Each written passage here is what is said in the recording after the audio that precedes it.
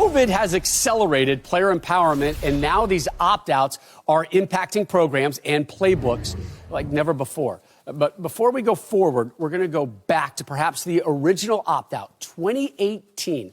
All-American Nick Bosa of the Buckeyes having to have in-season groin surgery changed everything for you guys. It did, but imagine 10 years ago if you heard the word transfer portal, sitting out a bowl game, opting out, opting back in. False positives. I'm not sure.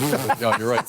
And name and likeness. Who would have thought that was a topic of conversation? Every coach wants to create a culture of the brotherhood, like you had at USC, like we've had before, what team.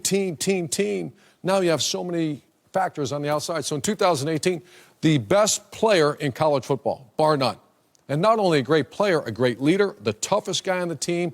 I had his locker right at the Apex locker. I wanted me to see Nick Bosa every day before practice. I felt better.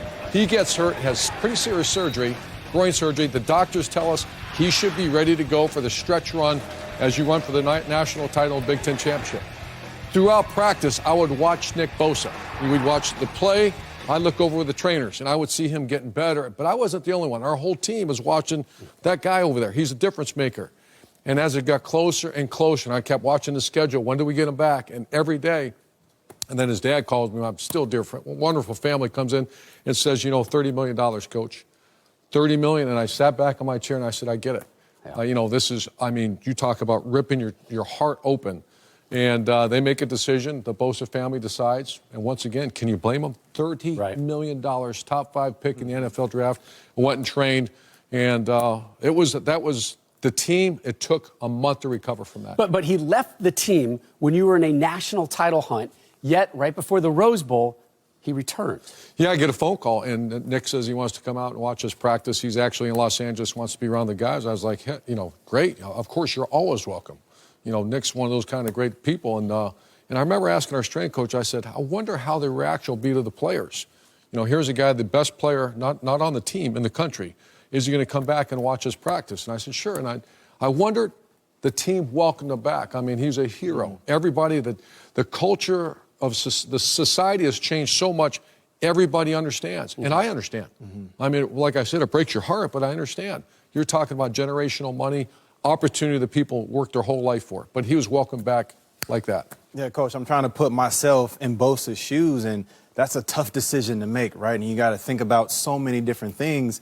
I'll never forget when I saw Christian McCaffrey opt out of a bowl game as well, and I was a little pissed. I was like, what are you doing? You're throwing away an opportunity to go out there with your teammates.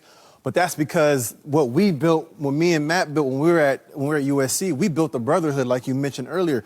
We built something that goes far beyond the football field, but that was back then. This is a different time period now, and now kids understand their true value. And I think you're never too young to understand your true value. No, it's tough, and that's changed, right? Jeff Samardzija was playing baseball, he got drafted, he decided to come back, play a final season. You know, I would have understood if he would have left back then, and obviously very smart. Very smart by Samardzija. But Robin, I think the question is, you know, could players potentially opt out in the future, you know, after getting off to a bad start in a season?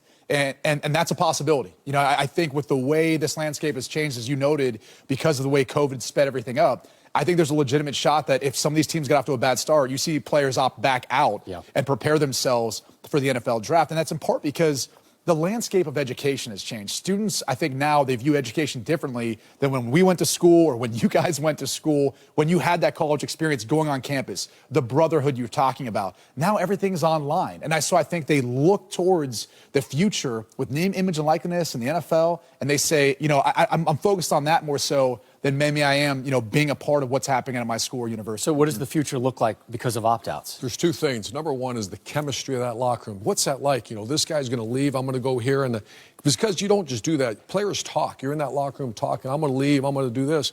And then other people start thinking. So team chemistry, number one. Number two, the best teams in the biggest games, your mind has to be on that game 24/7. You have to work that game. When you're in that rivalry game, you better work that game the entire week or you're going to lose.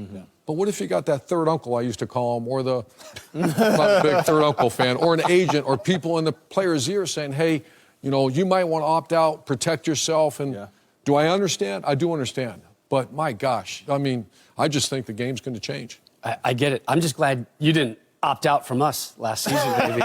Bam. Brotherhood, man. Big Noon Kickoff, Saturdays at 11 Eastern on Fox and the Fox Sports app.